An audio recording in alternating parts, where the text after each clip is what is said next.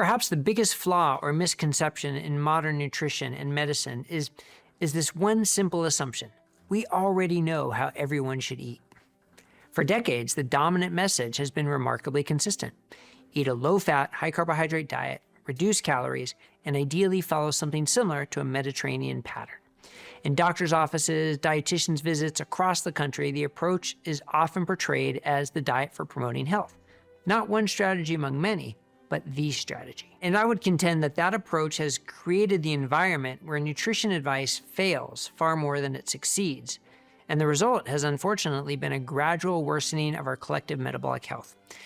But it's not like people are just making this up on their own. The discussion is promoted as an evidence-based approach.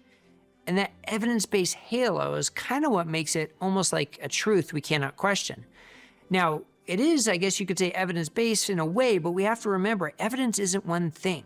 And there are different strengths of evidence. Much of the evidence used to support this kind of one-size-fits-all nutritional approach comes from nutrition epidemiology, large observational studies that look for associations between diet patterns and health outcomes. These studies are okay at generating hypotheses, but they do not prove cause and effect, and they are low-quality evidence with major limitations. We've talked about these here at Metabolic Mind many times, but healthy and unhealthy user bias, incomplete data collection, low effect sizes, and more, all making it kind of near impossible to translate the findings to you as an individual. But beyond the attempt to make low-quality evidence seem definitive, the concept of one diet for all simply doesn't make common sense. I mean, this isn't like taking a pill. Food isn't a single compound. It's not a drug with a controlled dose. Food is something we live with every single day, and we have to shop for it. We have to prepare it. And perhaps most importantly, we have to enjoy it when we eat it.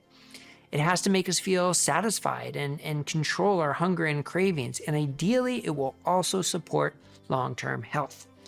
But here's another catch. How do we define health? I would suggest instead of focusing only on the weight on a scale or our cholesterol, we need to get a deeper understanding of metabolic health with things like body composition, better than a scale, fasting insulin levels, triglyceride to HDL ratio, and other markers of insulin sensitivity. These markers often tell us far more about metabolic and overall health than the number on our scale, right? And when researchers look at these markers, we see that a low-fat, high-carb approach for all, it falls drastically short. Instead, people often respond very differently to different dietary approaches, and we have to acknowledge that. So-called healthy whole grains may not be so healthy for those with significant metabolic dysfunction. And for people struggling with insulin resistance, metabolic syndrome, or type 2 diabetes, low carbohydrate and ketogenic diets can be particularly powerful. They can lower triglycerides, reduce fasting insulin, lower blood pressure, and promote fat loss while preserving muscle mass. They can even put a lot of these metabolic conditions into remission. But that doesn't mean everyone should follow a ketogenic diet. Of course not. Just as everyone shouldn't follow a high carbohydrate Mediterranean diet. Different people have different metabolisms, different lifestyles, different preferences, different cultural foods and traditions, and different goals. But when nutrition guidelines assume there is one optimal diet, people are often told to follow a diet they don't enjoy, can't stick with, or simply doesn't produce the health improvements that they're looking for.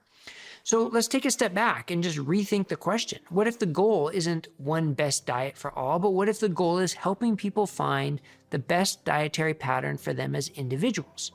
One they enjoy, that controls their hunger, that supports their metabolic health, and one they can sustain for years. Not just a couple weeks or months, but for years. Now, I know what you're thinking, and I get it. This approach requires more effort. Yes, it does. It means moving beyond one-size-fits-all advice, testing different strategies, monitoring metabolic health markers, having conversations with frequent follow-up, and tailoring nutrition to the individual. But, I mean, it's more work, but if the process helps someone improve their long-term health, reverse metabolic disease, and it helps them feel in control of their health, then hopefully we can agree that that extra effort is absolutely worth it. So, I guess the next question is, how do we enact this change? How do we do this practically so that every primary care doctor, every dietitian, every clinician has the knowledge and resources to find the best dietary approach for each individual? or I should say to help that individual find it for themselves? Well, I wish I had the answer, but I definitely see that the future can happen. I see it happening through education, policy change, and even like maybe app-based tech support. I'm optimistic we can get there. It's not going to be easy, but we can get there. So what about you? What do you think? Leave us a comment what you think it will take for us to get there. And if you want to learn more about ketogenic therapy and mental health care, please join us at metabolicmind.org/signup. That way we can keep you updated on all the latest science and clinical trends in the world of metabolic medicine. And if this was helpful, this perspective you thought was helpful, please like and subscribe and check out our other content at Metabolic Mind on YouTube and metabolicmind.org. Thanks for watching. I'm Dr. Bret Scher. We will see you here next time at Metabolic Mind, a nonprofit initiative of Bazooki Group.